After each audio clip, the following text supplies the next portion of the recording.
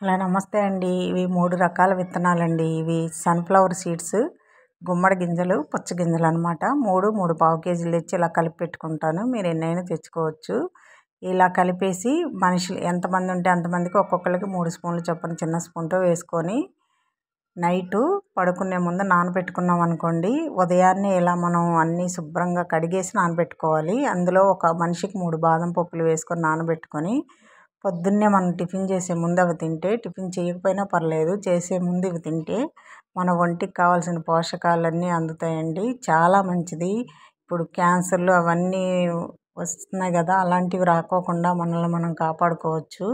ఇలాంటివి ట్రై చేస్తూ ఉండాలి. చాలా బాగుంటుంది, హెల్తీగా ఉంటారు. ఇలా క్రమం తప్పకుండా ఒక 40 రోజులు చేస్తే మీకే తెలుస్తుందండి. స్కిన్ను, హెయిర్ అన్నిటికీ మంచిది.